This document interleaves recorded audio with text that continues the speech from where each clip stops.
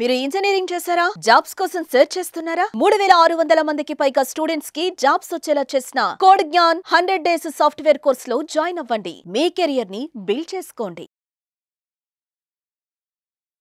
నమస్కారం వంశీకృష్ణ గారు. నమస్తే మేడం. బేసిక్ గా క్లాసెస్ అయితే చాలా బాగా మూవ్ ఆన్ అవుతున్నాయి అని చెప్పొచ్చు. అండ్ అదే విధంగా చాలా మంది సమ్మర్ అయితే ఉంది కదా, ఎవరైతే పిల్లల్ని జాయిన్ చేసుకోవాలి అనుకునే వాళ్ళకి నెక్స్ట్ బ్యాచ్ ఎప్పుడు ఉండే అవకాశం ఉందంటారు? ఎస్ మేడం, నెక్స్ట్ బ్యాచ్ వచ్చేసి మనది May 15th నుంచి కొత్త బ్యాచ్ స్టార్ట్ అవబోతుంది మేడం. దానికంటే ముందు May 14th రోజు ఆ ఫుల్ డీటెయిల్స్ అంటే ఆ కోర్స్కి సంబంధించి డెమో క్లాస్ని కూడా కండక్ట్ చేయడం జరుగుతుంది.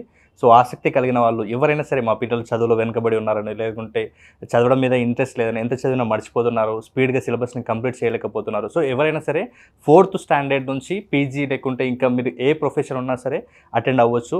పేరెంట్ అండ్ చైల్డ్ ఇద్దరు అటెండ్ అవుతే చాలా అద్భుతంగా నేర్చుకుంటారు. మీ పిల్లలకి హెల్ప్ చేయడానికి మీరు చాలా బాగా హెల్ప్ చేసిన వాళ్ళు అవుతారు. అంటే ఏముంటుందండి ఈ కోర్స్, ఎన్ని డేస్ పాటు ఉంటుంది, అండ్ అలాగే ఈ కోర్సులో మీరు ఏం నేర్పించబోతున్నారు? ఎస్ మేడం, ఈ కోర్స్ కంప్లీట్గా వచ్చేసి 25 days ఉంటుంది మేడం. ఆ 25 daysలో మనం కంప్లీట్గా ఒక 10 days కంప్లీట్గా నా కోర్స్ టీచ్ చేస్తాను. వాళ్ళకి మెమరీ అండ్ స్పీడ్ రీడింగ్ రెండు కూడా మెటీరియల్స్ ఇస్తాము.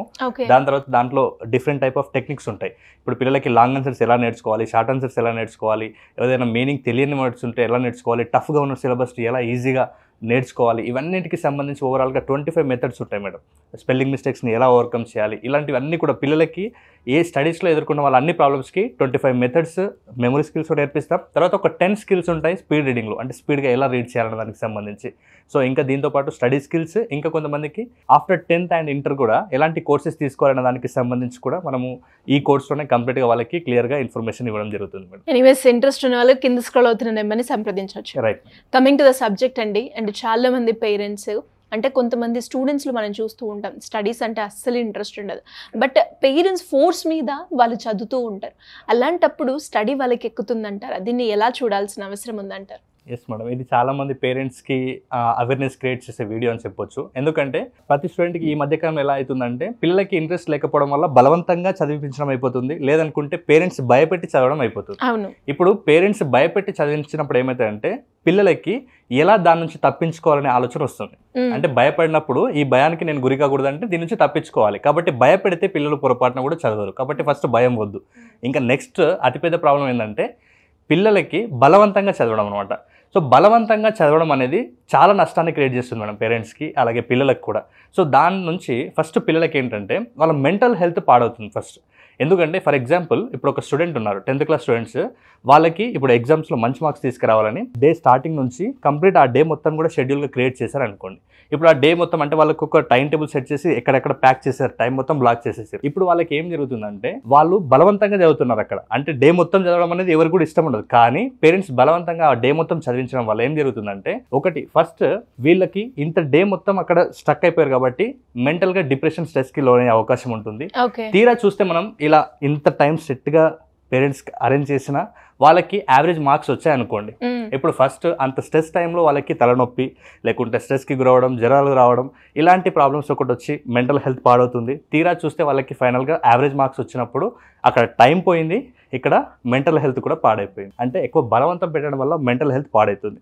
నెక్స్ట్ ఏంటంటే ఇదే వేలో వాళ్ళకి ఆత్మవిశ్వాసం కూడా తగ్గుతుంది. ఇప్పుడు ఫర్ ఎగ్జాంపుల్ ఆఫ్టర్ 10th మనం ఒకసారి అబ్జర్వ్ చేస్తే పేరెంట్స్కి పిల్లల్ని ఇంజనీరింగ్ చేయాలని ఒక కోరిక ఉంది, కానీ అక్కడ ఉన్న స్టూడెంట్కి నాకు ఆర్ట్స్ సైడ్ వెళ్ళాలనేది కోరిక ఉంది. ఇప్పుడు ఒకసారి మనం అబ్జర్వ్ చేస్తే పేరెంట్స్ బలవంతంగా ఇంజనీరింగ్లో వేశారు అనుకోండి, ఆ బాబుకేమో ఆర్ట్స్ సైడ్ వెళ్ళాలని ఉంది. పేరెంట్స్ బలవంతంగా వేశారు కాబట్టి ఇంజనీరింగ్లో వెళ్ళాలి. అక్కడ స్టార్టింగ్లోకి వెళ్ళిన తర్వాత, అంటే ఇంజనీరింగ్ కోర్సులోకి వెళ్ళిన తర్వాత వాళ్ళకి ఇంట్రెస్ట్ లేదు కాబట్టి ప్రతిదీ వాళ్ళకి కష్టంగానే అనిపిస్తుంది. కాలేజ్కి వెళ్ళడమే కష్టంగా ఉంటుంది, సెమ్స్ రాయడం కష్టం ఉంటుంది. ఒకవేళ దాంట్లో ఫెయిల్ అయితే ఇంకా నేను లైఫ్లోనే ఫెయిల్యూర్గా మిగిలిపోతానేమో అన్నట్లు ఇప్పుడు ఆటోమేటిక్గా ఏమైపోతుంది, వాళ్ళ మీద వాళ్ళకి లైఫ్ మొత్తం మీద కాన్ఫిడెన్స్ కూడా కోల్పోయే అవకాశం ఉంటుంది. అంటే ఓవరాల్గా సెల్ఫ్ కాన్ఫిడెన్స్ కోల్పోతారు.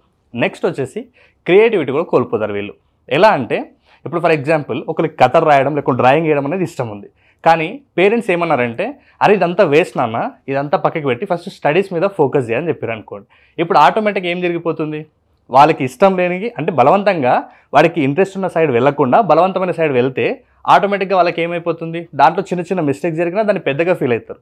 సో క్రియేటివిటీ ఒక రంగంలో ఉంటే ఇంకొక రంగంలోకి వెళ్ళినప్పుడు ఏమి జరుగుతుంది, ఆటోమేటిక్గా వాళ్ళు తగ్గిపోతారు. అంటే వాళ్ళని బలవంతంగా పంపిస్తే క్రియేటివిటీ కూడా తగ్గిపోతుంది. నెక్స్ట్ వచ్చేసి సోషల్ యాంగ్జైటీ పెరుగుతుంది బలవంతంగా చదివితే. ఇప్పుడు మరి సోషల్ యాంగ్జైటీ ఎట్లా పెరుగుతుంది అంటే వీళ్ళకి చదువు ఒక్కటే ముఖ్యమని చెప్పారు. ఇప్పుడు స్టడీస్కి సంబంధించిన నోట్బుక్స్ లేకుంటే బుక్స్ దగ్గర ఎక్కువ టైం గడిపారు. వీళ్ళకి ఏ ఫ్రెండ్స్ దగ్గర మాట్లాడేది లేదు, ఏ ఫ్రెండ్స్ దగ్గర వెళ్ళి ఒక పార్టీకి అటెండ్ అయ్యేది లేదు, సొసైటీలో ఎట్లా ఉన్నారో ఒక నలుగురు అనేది కూడా వీళ్ళు చూడరు. ఇప్పుడు ఏం జరుగుతుందంటే సడన్గా వాళ్ళు సొసైటీలో వెళ్ళిన తర్వాత వాళ్ళ లైఫ్ ఎలా లీడ్ చేయాలి, ఎలా కమ్యూనికేట్ చేయాలనేది కూడా జరగదు. అంటే మనం బలవంతంగా ఓన్లీ స్టడీస్ మీదనే పెడితే ఇట్లా సోషల్ యాంగ్జైటీ కూడా వచ్చే ప్రమాదం కూడా ఉంటుంది. అయితే ఓవరాల్గా ఈ సోషల్ యాంగ్జైటీ వల్ల కంప్లీట్గా సమాజంలో కూడా గ్యాప్ వస్తుంది. అంటే వాళ్ళు ఒకరితో రిలేషన్షిప్ ఎలా ఉండాలి, ఫ్రెండ్స్తో ఎలా ఉండాలి, మనకంటే పెద్దవాళ్ళతో ఎలా ఉండాలి, లేకుంటే ప్రొఫెషనల్గా వేరే వాళ్ళతో మాట్లాడొచ్చినప్పుడు ఎలా మాట్లాడాలి, ఇదంతా కూడా వాళ్ళకి మిస్కమ్యూనికేషన్ జరుగుతుంది. వాళ్ళకి కమ్యూనికేట్ చేయడానికి కూడా రాదు. ఫైనల్గా వచ్చేసి ఇదంతా చేస్తున్నది ఎవరు?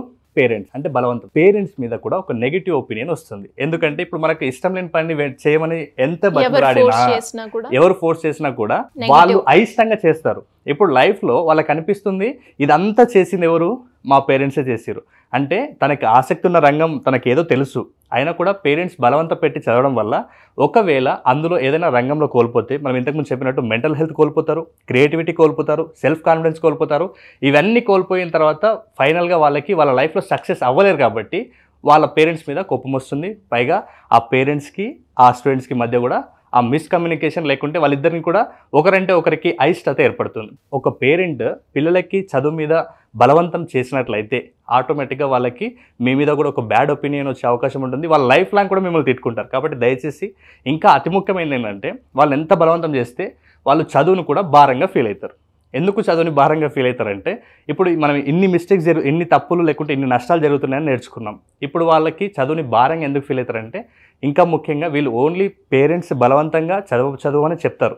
ఇప్పుడు కొన్ని విషయాలు అబ్జర్వ్ చేస్తే ఆఫ్టర్ ఇంటర్మీడియట్ పిల్లలకు అవకాశం ఉంటుంది వాళ్ళకి ఇష్టమైన సబ్జెక్ట్లో వెళ్ళడానికి. కానీ 10th వరకు నీకు ఇష్టం ఉన్నా లేకపోయినా అన్ని చదవాలి. సో వీళ్ళందరి కోసమే నేనేమంటున్నాను అంటే పిల్లల్ని బలవంతం పెట్టి చదివించకండి. మీరు ఇప్పుడు ఏం చేయాలంటే వాళ్ళకి ఎలా చదివితే ఈజీగా నేర్చుకుంటారు, వాళ్ళకి ఎలా ఇంట్రెస్ట్ క్రియేట్ చేయాలనే దాని మీద పేరెంట్స్ ఫోకస్ చేస్తే పిల్లలు ఆటోమేటిక్గా వాళ్ళ రూట్లో వాళ్ళు వెళ్ళాల్సింది అయితే అనుకుంటున్నారో పేరెంట్స్ అనుకున్నట్లుగానే పిల్లలు కూడా ముందుకెళ్తారు. కాబట్టి దయచేసి పిల్లలకి స్టడీస్ భారంగా కాకుండా చూడండి.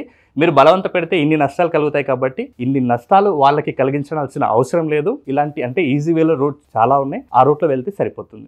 డెఫినెట్గా అండి. అండ్ నిజంగానే చాలా మంది పేరెంట్స్ కూడా అంటే పక్కవాడి పిల్లోడు చదువుతున్నాడు, అట్లీస్ట్ వీడు పాస్ అన్న అవ్వాలనో లేదంటే వాడంతా కాకపోయినా ఒక యావరేజ్ పర్సెంట్ అయినా తెచ్చుకోవాలి అన్న ఉద్దేశంతో చాలా ఫోర్స్ చేస్తూ ఉంటారు.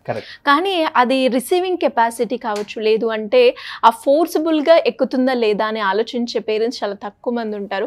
ఒక్కసారి కనుక దీని గురించి ఆలోచిస్తే అంటే ఏ రకంగా చెప్తే మన పిల్లోడు అర్థం చేసుకుంటారు, ఏ మాడ్యులేషన్లో ఎలా చెప్తే బాగుంటుంది అని కూడా ఆలోచిస్తే చాలా బాగుంటుంది. థ్యాంక్ యూ అండి. Thank you so much. Suman టీవీలో మీ పర్సనల్ అండ్ బిజినెస్ ప్రమోషన్స్ కోసం కింది నెంబర్కి కాంటాక్ట్ చేయండి.